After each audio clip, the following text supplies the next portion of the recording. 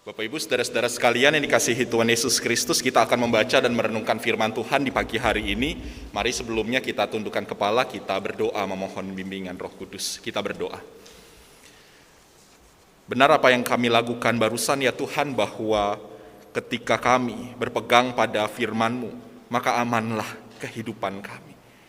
Pada saat ini ya Tuhan, kami memohon curahan dari Roh-Mu yang kudus, menolong setiap kami untuk bisa memahami kebenaran firman Tuhan yang akan kami baca dan kami renungkan bersama-sama. Biarlah kami juga boleh dimampukan selain kami memahaminya, tetapi juga memberlakukannya dalam karya hidup beriman kami sehari-hari.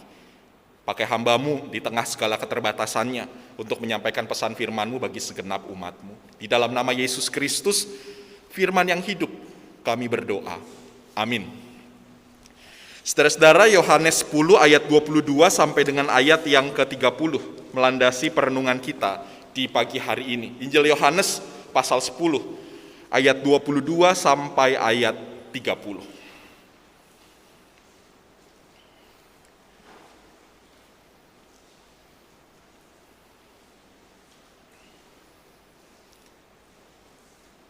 Saya bacakan untuk kita sekalian. Yohanes 10 ayat 22 sampai 30.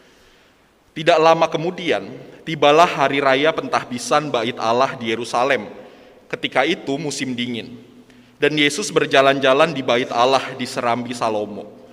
Maka orang-orang Yahudi mengelilingi dia dan berkata kepadanya, "Berapa lama lagi engkau membiarkan kami hidup dalam kebimbangan? Jikalau engkau Mesias, katakanlah terus terang pada kami." Yesus menjawab mereka, "Aku telah mengatakannya kepada kamu, tetapi kamu tidak percaya. Pekerjaan yang kulakukan dalam nama Bapa-Ku, itulah yang memberikan kesaksian tentang Aku. Tetapi kamu tidak percaya karena kamu tidak termasuk domba-dombaku. Domba-dombaku mendengarkan suaraku, dan Aku mengenal mereka, dan mereka mengikut Aku. Dan Aku memberikan hidup yang kekal kepada mereka, dan mereka pasti tidak akan binasa sampai selama-lamanya. Dan seorang pun tidak akan merebut mereka dari tanganku. Bapa-Ku yang memberikan mereka kepadaku lebih besar daripada siapapun, dan seorang pun tidak dapat merebut mereka dari tangan Bapa. Aku dan Bapa adalah satu." Saudara-saudara, demikianlah pembacaan Alkitab. Yang berbahagia ialah mereka yang mendengarkan firman Allah dan memeliharanya. Haleluya. Haleluya, haleluya, haleluya.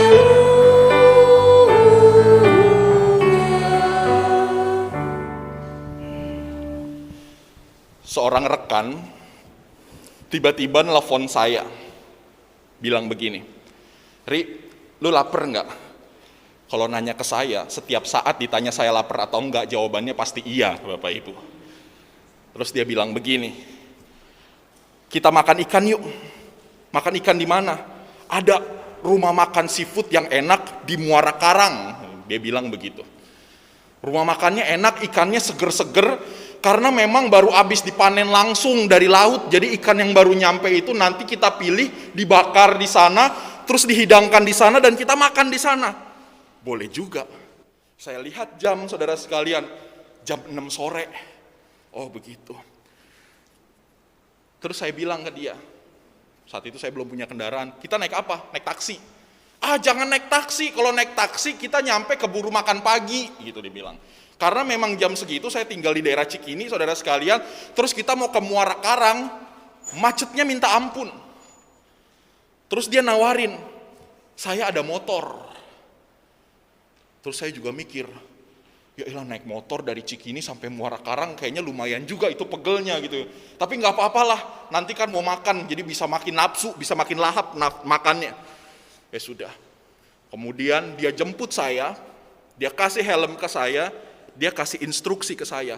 "Sekarang gini, lu duduk, diem, nurut, kita nyampe." Jadi pokoknya instruksinya saya nurut aja, duduk diem gitu kan ya. Nanti kita nyampe. Terus saya ngomong, kan perjalanan ke sono itu yang lewat bukan cuman motor sama mobil, ada truk, ada kontainer, dan gede-gede. Salah-salah nanti kita masuk ke kolong kontainer, nggak nyampe ke rumah makan di Muara Karang gitu. Udah tenang aja, pokoknya lu cuman bisa melakukan apa yang gue bilang. Duduk diem, nanti kita sampai. Mulai perjalanan saudara sekalian. Udah lewat kota tua, lewat kota, terus kota tua, kita kemudian mau lewat Petak Asem situ, saudara sekalian, udah mulai kontainer gede-gede gitu kan, udah banyak kontainer. Saya takut. Saya bilang, pelan-pelan dong, gue takut. Jangan goyang-goyang gitu kan ya. Dia bilang, jangan goyang-goyang, kalau goyang-goyang jadi bahaya. Ya udah. Ada kesempatan jalanan agak lowong, tapi memang ada kontainer gitu di depan Bapak Ibu Saudara sekalian.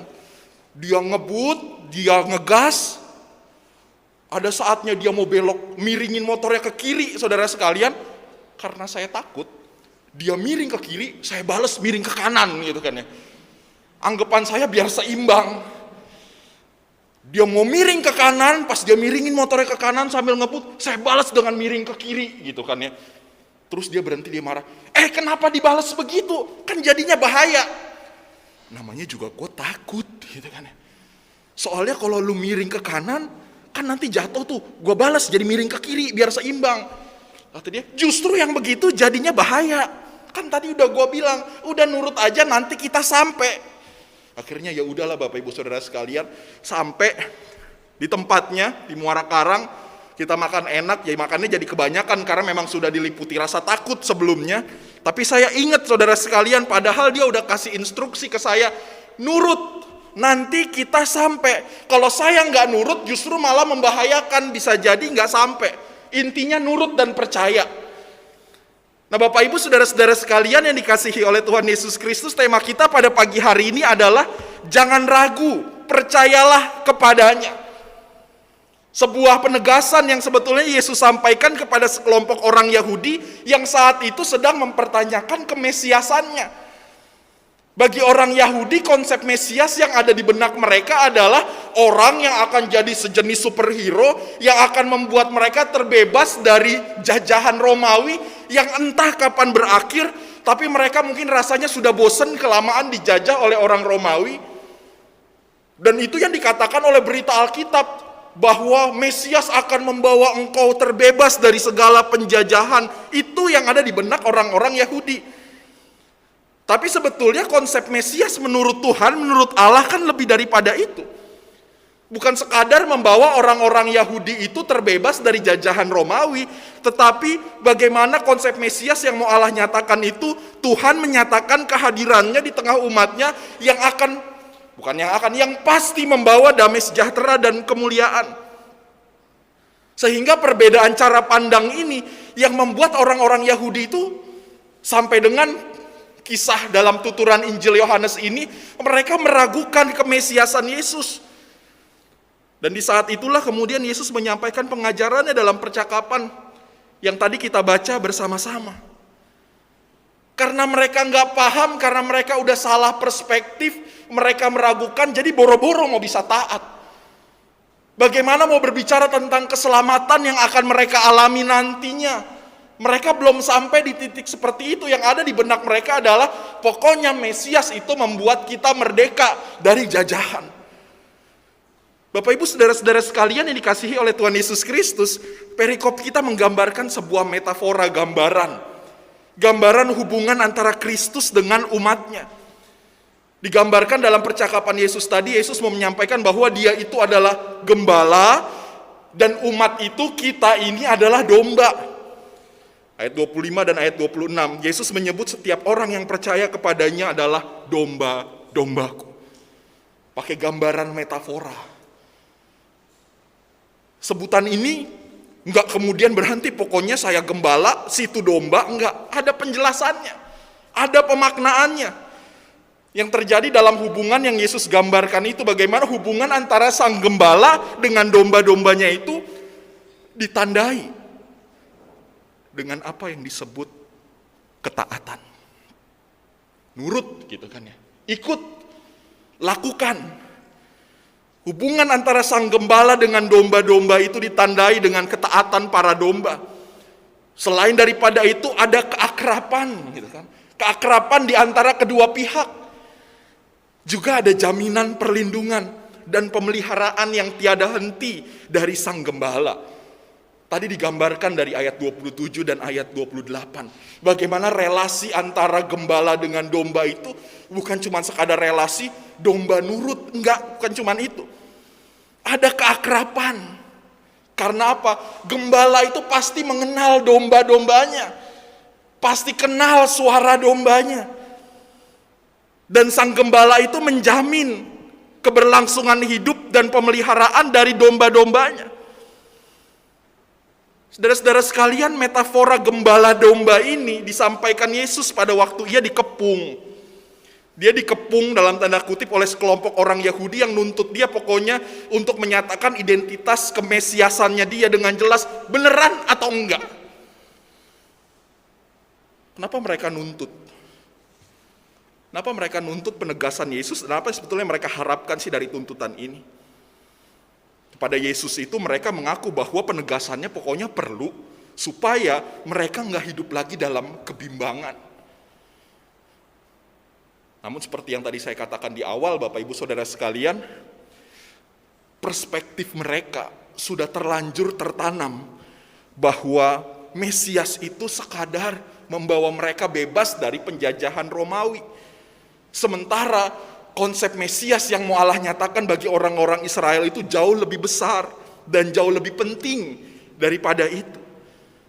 Bagaimana kehadiran Allah di tengah umatnya itu yang menghadirkan damai sejahtera dan pada akhirnya hanya Tuhan yang dimuliakan. Konsep Mesias itu begitu. Makanya untuk bisa menjelaskan itu, Bapak Ibu Saudara-saudara sekalian, Yesus menyampaikan gambaran hubungan dalam bentuk gembala dan domba yang mau Yesus tekankan kepada orang-orang Yahudi pada saat itu. Ini loh jaminannya. Jaminan yang begitu luar biasa. Jaminan yang diberikan Tuhan Sang Gembala kepada domba-dombanya yang sepenuhnya itu bertumpu pada kenyataan. Sebuah kenyataan yang sangat penting bahwa Bapa adalah pemilik yang sesungguhnya dari domba-domba tersebut dan tidak ada yang bisa merebut mereka dari tangan Bapa. Ini adalah jaminan yang begitu penting.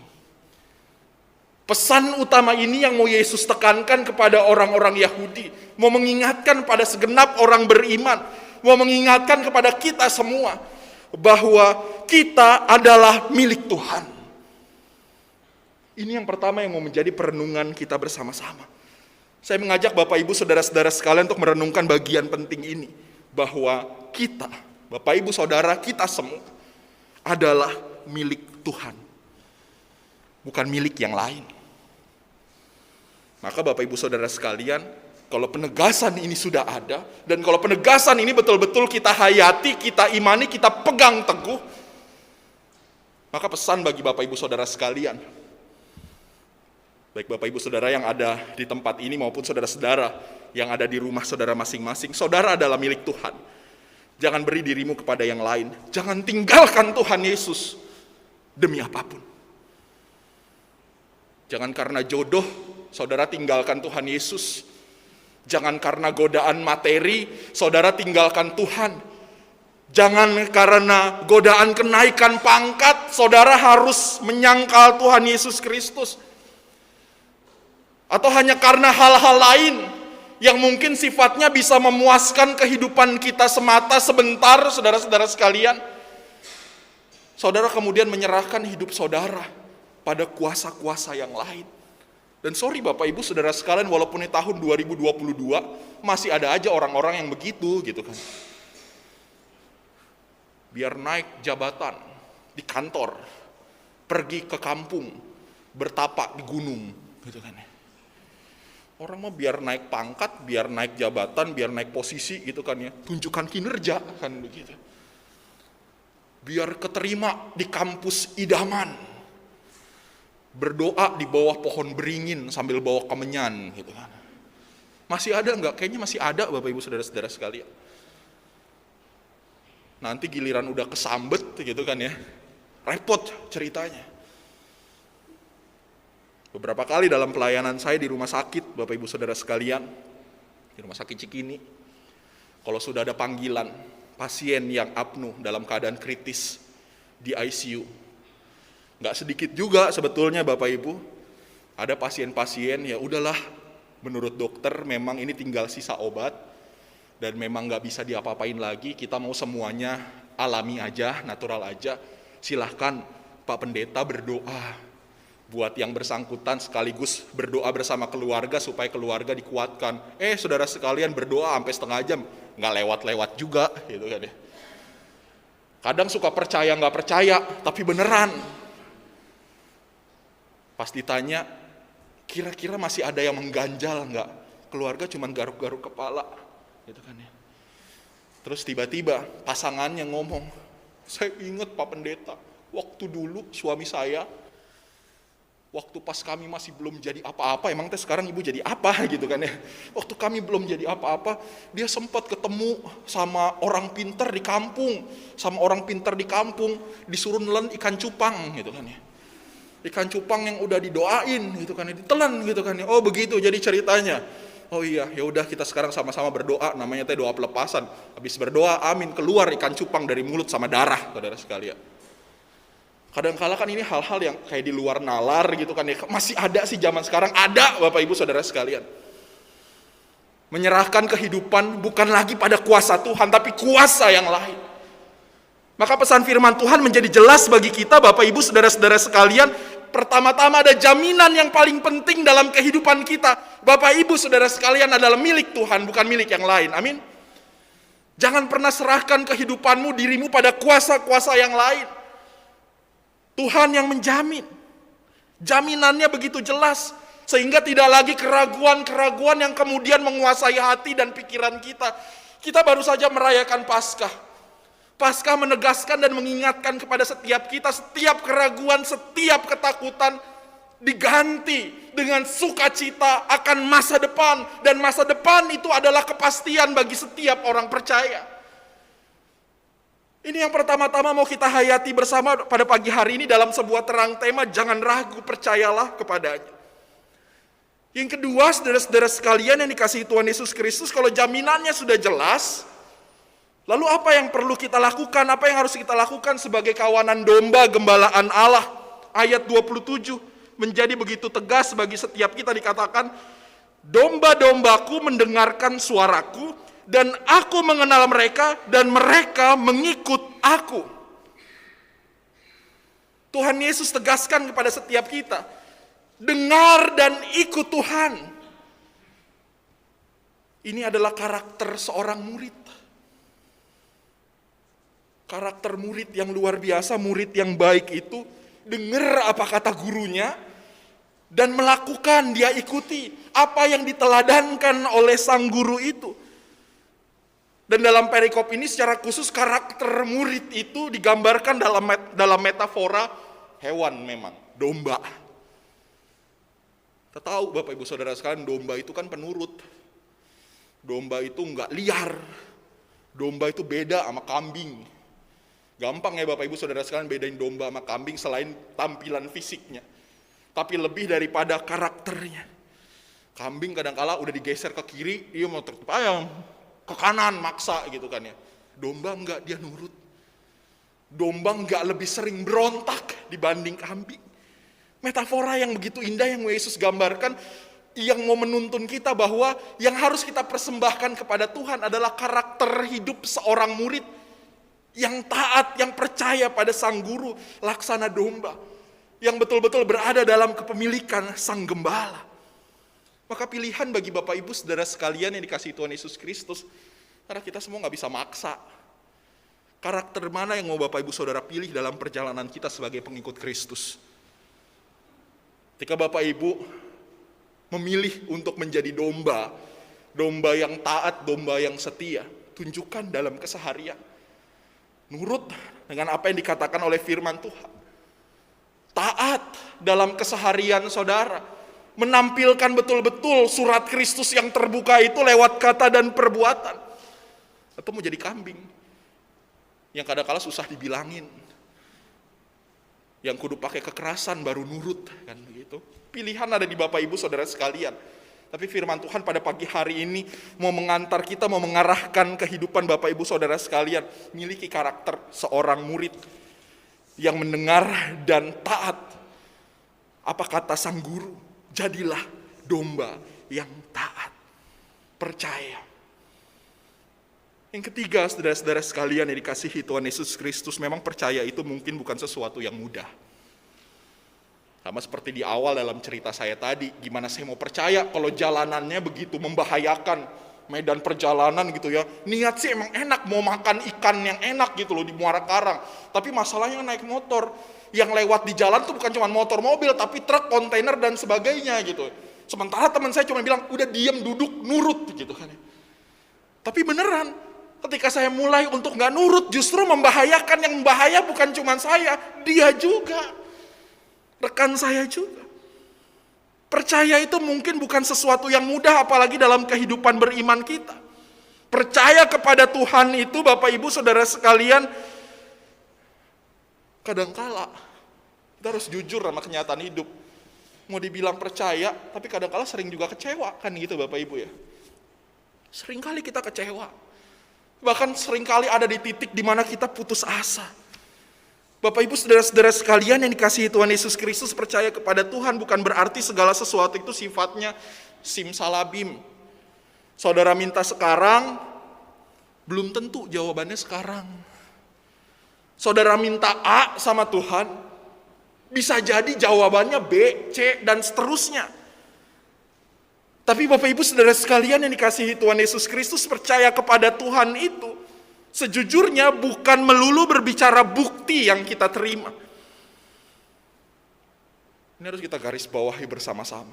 Percaya kepada Tuhan bukan melulu berbicara bukti yang kita terima, tetapi kita yang membuktikan kepada Tuhan bahwa saya tetap percaya apapun jawabannya Tuhan. Itu yang disebut percaya sama Tuhan. Itu yang disebut dalam bahasa orang beriman itu iman, gitu kan, bahasa orang Kristen iman. Percaya sama kuasa Tuhan, percaya. Karena kita semua yakin bagi Tuhan gak pernah ada yang mustahil. Tapi ukuran kepercayaan kita bukan melulu bahwa ketika kita percaya A, terjadi A, baru beneran percaya. Enggak. Ukuran kepercayaan kita, ukuran keberimanan kita, saudara sekalian, adalah kita buktikan kepada Tuhan. Saya tetap percaya kepada Dia, apapun jawabannya Tuhan. Maka saudara-saudara sekalian yang dikasihi Tuhan Yesus Kristus, mohon maaf saya katakan ini. Jangan keberimanan kita itu menjadi sangat murahan. Oh ya murahan. Baru dibilang beriman. Kalau ketika sakit berdoa langsung sembuh, itu beriman.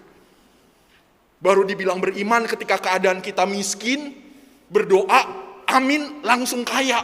Itu baru beriman.